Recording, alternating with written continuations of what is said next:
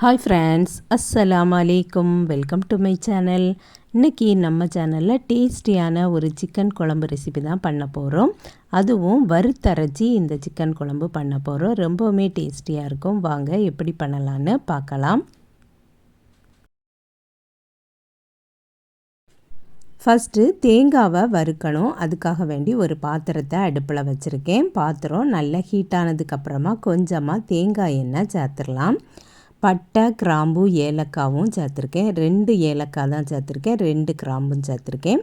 அதுக்கப்புறம் 1 டீஸ்பூன் சோம்பு சேர்த்துருக்கேன். 1/2 டீஸ்பூன் சீரகம் சேர்த்துருக்கேன்.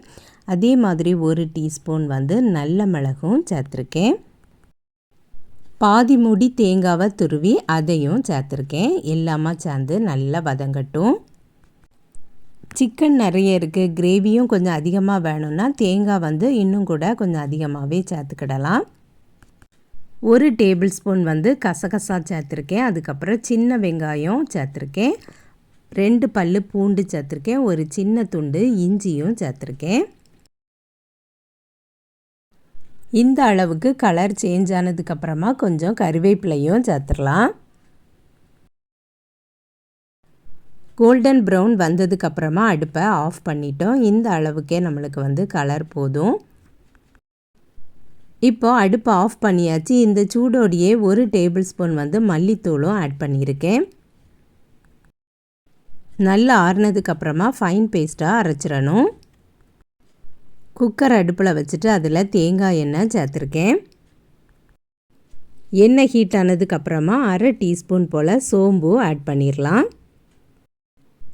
3 பெரிய வெங்காயம் கட் பண்ணி வச்சுருக்கேன். அதையும் சேர்த்துடலாம். வெங்காயம் நல்லா வதங்கட்டும்.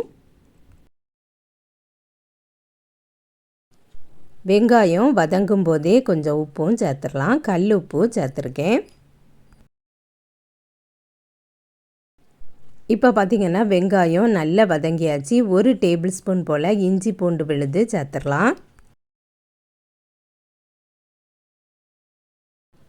ஏற்கனவே தேங்காய் வறுக்கும் போதும் இஞ்சி பூண்டு எல்லாமே நம்ம சேர்த்துருக்கோம். அதனால தான் இதில் குறைவாகவே நான் இஞ்சி பூண்டு விழுது சேர்த்துருக்கேன்.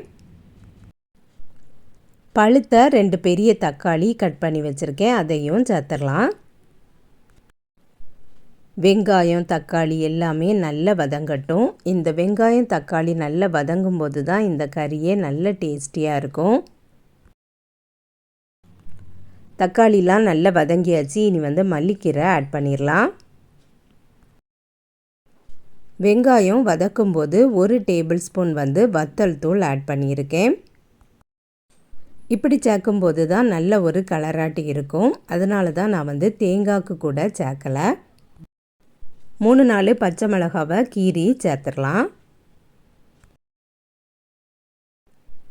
1 டீஸ்பூன் கரம் மசாலாவும் ஆட் பண்ணியிருக்கேன்.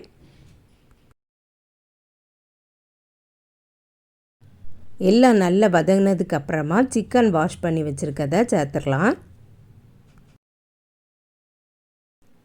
வெங்காயத்து கூட நல்லா மிக்ஸ் ஆகட்டும். அந்த அளவுக்கு நம்ம மிக்ஸ் பண்ணி கொடுத்துக்கிடலாம். மஞ்சள் தூள் ஒரு 1/4 டீஸ்பூன் போல் சேர்த்துடலாம்.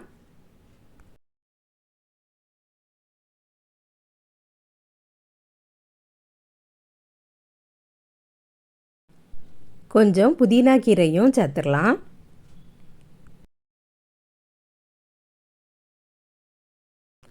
இந்த ஆயில்லையே கொஞ்ச நேரம் சிக்கன் நல்லா மிக்ஸ் ஆகணும். அப்போ தான் நல்ல டேஸ்டியாக இருக்கும்.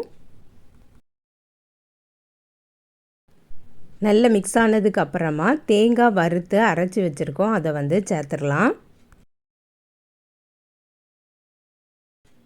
தேவைக்கு தக்கன நம்ம தண்ணீர் ஆட் பண்ணிக்கிடலாம்.